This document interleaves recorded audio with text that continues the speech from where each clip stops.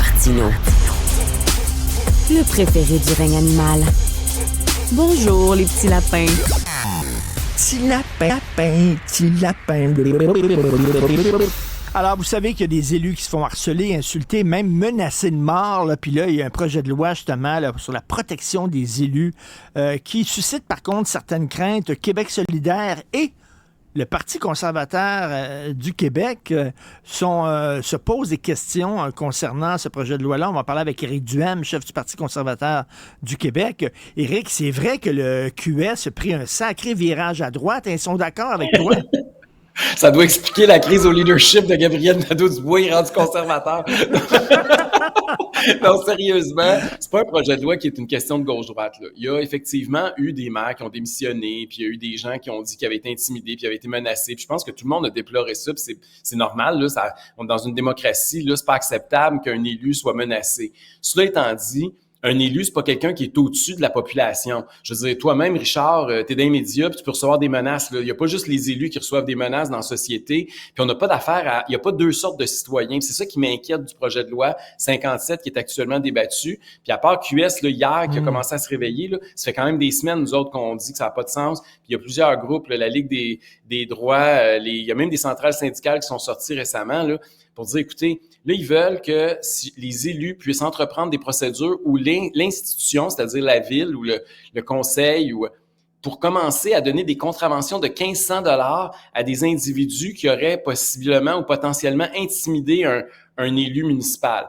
D'abord, c'est toutes des définitions qui sont très subjectives, tu sais. Ce que toi, tu considères te faire intimider, c'est peut-être pas la même chose que moi, c'est peut-être pas la même chose qu'une autre personne. En même temps, tu sais, on sait c'est quoi l'intimidation. Là. Si quelqu'un commence à t'écœurer tout le temps, à te suivre dans la rue, à te mais ça, il y a déjà des lois. Il y a déjà des lois pour ça, là. Je veux dire, si moi, je te menace de mort, Richard, là, t'as pas besoin d'attendre l'adoption du projet de loi 57. Moi, je suis allé porter plainte. Je suis allé porter plainte contre des gens qui m'ont menacé, là. Fait qu'ils fassent ça eux autres aussi, qu'ils aient porté plainte à la police. Exactement. Là, ils veulent impliquer même Élections Québec, qui n'a rien à voir là-dedans. Là. Leur rôle, c'est de gérer les élections, c'est pas de commencer à protéger des élus. Je comprends qu'ils veulent faire plaisir aux élus puis dire on protège les élus, mais il y a des débordements possibles. Je veux te donner un exemple très concret ici dans la région de Québec, où je me trouve, à Sainte-Pétronille, là, sur l'île d'Orléans.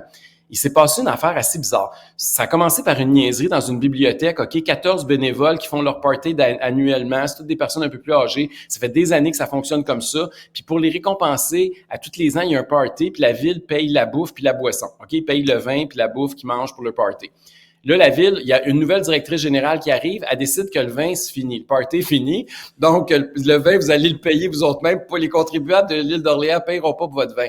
Là, il s'en est suivi. Les 14 ont démissionné, ça a parti toute une saga, ils ont signé une pétition, ils ont découvert que la DG, elle avait été congédiée d'une autre municipalité, ils ont réclamé sa tête.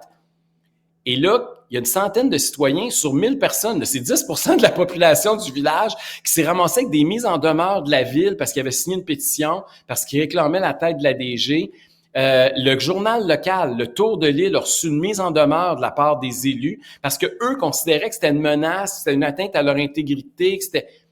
Là, je veux dire, c'est parce qu'eux autres, là, ils ont l'appareil public contre le citoyen que toi, t'as pas, puis moi non plus, là. On n'a pas des tonnes d'avocats qui peuvent partir après quelqu'un. Il y a quelque chose, puis il y a des liens aussi, des fois, entre la direction générale d'une ville, la police de la ville, puis le maire de la ville. Moi, ça m'inquiète, ce genre d'affaires-là. Je veux pas que ça muselle les gens.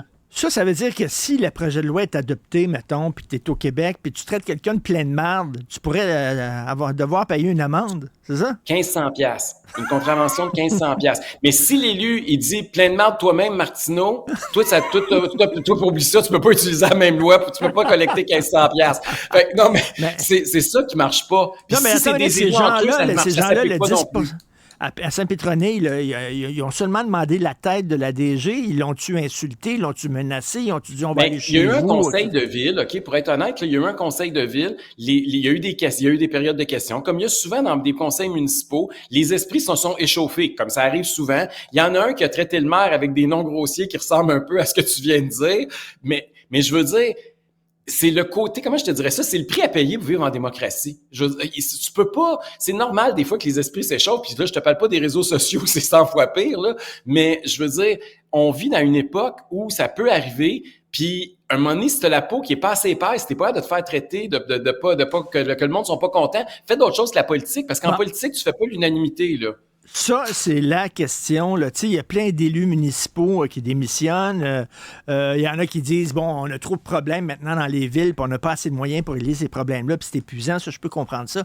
Mais il y en a d'autres, c'est parce qu'ils disent, ils se font insulter, tout ça.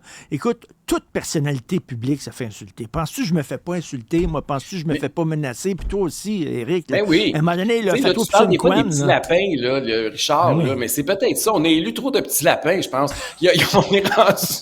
On est rendu qu'il y a des élus qui peuvent pas... Tu sais, dès que les gens contestent, je veux dire, pas parce que t'es un élu que tu as le monopole de la vérité, puis que les citoyens n'ont pas le droit d'être sceptiques, te poser des questions, puis te manifester leur désaccord. Je veux dire, ça fait aussi partie de la démocratie.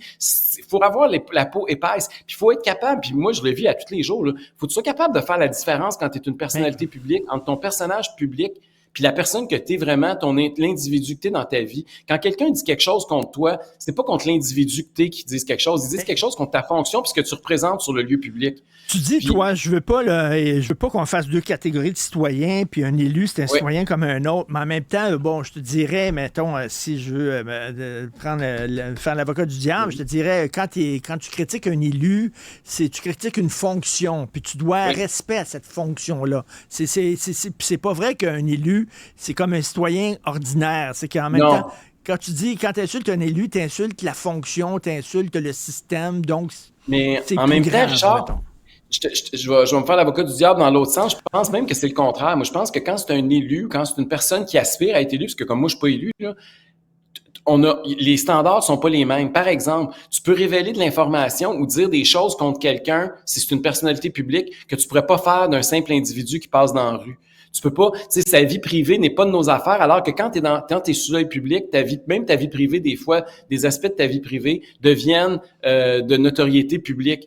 Et ça fait aussi partie du job. Je pense que même le standard, même les tribunaux l'ont dit, les standards sont plus élevés, c'est-à-dire que les médias ont le droit de plus révéler d'informations au sujet d'une personnalité publique qu'un individu anonyme, là. Donc, je pense qu'il faut dire ça, puis il faut que les élus prennent conscience que, gars, OK, on va vous appuyer, on va aider à ce qu'il n'y ait pas de menaces, à ça. Le gouvernement a même débloqué de l'argent pour les psychologues, puis tout ça.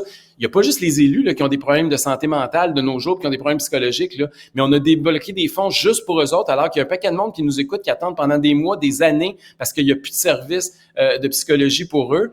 Fait que je pense qu'on en fait déjà beaucoup.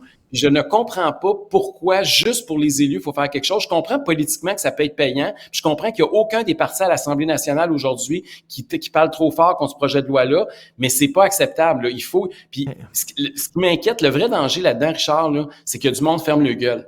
Il y a déjà pas assez de monde au Québec qui s'implique politiquement, puis qui se retrousse les manches, puis qui se mettent les mains dedans. Si en plus on réussit à museler du monde, on vit dans une époque où la culture de la censure est très forte. Est-ce qu'on va se servir de cette nouvelle législation-là pour dire que les gens qui sont contre le projet... En même temps, il faut envoyer un message fort aux gens qui menacent des élus, puis tout ça, que ça se fait pas, là, à un moment donné, puis qu'ils vont Mais ça, Richard, là, même si c'est arrivé encore récemment, je veux dire, il y a un paquet de gens qui se font condamner, là. Il y a des tribunaux pour ça. On a déjà un système de justice. Je suis peut-être d'accord avec toi. Si elle y avait dit, il faut mieux encadrer ça pour tout le monde, je serais le premier à les applaudir. Sauf que malheureusement, c'est pas ça. C'est comme si les élus, c'est une caste à part, puis eux autres, faut les protéger parce que la plèbe est dangereuse. Puis, tu sais, normalement, là, les lois, ça, c'est peut-être philosophique, là, mais nos lois sont supposées de protéger le peuple des élus pour pas qu'ils abusent, qu'ils utilisent les lois pour abuser du peuple. Ils sont pas faites pour donner des pouvoirs puis pour protéger les élus contre le peuple. Puis cette loi-là, je trouve qu'elle va un peu à sens contraire de la logique de la législation, à la base de qu'est-ce que doit être une loi, là. Donc, critiqué par le Parti conservateur du Québec, par Québec solidaire. D'ailleurs, tu as vu, il veut recentrer un peu son parti, Gabriel Nadeau-Dubois. Et là, Joseph Facal me disait qu'il est allé lire sur des publications de gauche, puis les gens de gauche trouvent ça, c'est une trahison, puis c'est un parti qui est rendu, qui se droitise, puis ça n'a pas de bon sens. Puis bon, ça va brasser pour Gabriel Nadeau-Dubois à son prochain congrès. S'il se fait sacrer dehors, est-ce que tu vas l'accueillir les deux bras ouverts en disant le fils prodigue qui revient maintenant, qui est à droite. Je ne vais pas te faire de peine, mais il y a plus de chances de se ramasser à travailler pour Québécois que pour le Parti conservateur du Québec. Ça, je peux te le dire. Je pense pas qu'il va se ramasser à côté de moi. Il y a plus de chances qu'il soit la chaise à côté de toi que la chaise à côté de moi. Le PQ? Le PQ?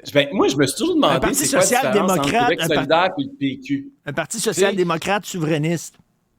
C'est le Ben, PQ. c'est ça, puis tu sais, il y a une différence majeure, Richard, on va se le dire, là, c'est l'immigration. Tu sais, le PQ, c'est Québec solidaire avec moins d'immigrants. On peut résumer ça grosso modo de même, là. Puis je trouve que la question d'immigration, présentement, avec la crise du logement, Gabriel Nadeau-Dubois commençait à mettre de l'eau dans son vin par reculer. Là. Ils parlent plus de faire de Montréal une ville sanctuaire. Là. Ils ont plus ce discours-là qu'US. Là. Fait que je pense que les rapprochements sont assez évidents, puis moi, j'ai toujours pensé que ça finirait dans le lit les deux ensemble, mais on sait pas quand est-ce que ça va arriver. Mais moi, je suis sûr que QS puis le PQ, à un moment donné, ils vont finir par se marier, là. C'est écrit dans le site. Au dernier débat des chefs, rappelle-toi, on parlait d'environnement, puis ils nous ont avoué devant tout le monde, devant Pierre Bruno, qu'il y avait le même gars qui avait écrit leur programme en environnement. Voyons donc. On peut dire qu'il n'y a pas un gars d'un autre parti qui a écrit notre programme au Parti conservateur, là. C'est pas des QS ou des péquistes qui ont écrit notre programme, là. Ben écoute, c'est un mariage, j'espère qu'on va être invité aux noces. Tiens, merci beaucoup, Éric Duhem, chef du Parti conservateur du Québec. Salut. Bye. Alors, c'est tout le temps qu'il nous reste. Merci à l'équipe formidable avec qui j'ai le privilège de travailler à la recherche, Florence Lamoureux. Merci, Florence. Il y avait aussi Marianne Bessette, Jean-François Roy à la réalisation, la mise en onde. Il y a aussi Jean-Philippe Leroux pour la mise en ligne. C'est Jessica, Fred et Julien. On se reparle au prochain épisode.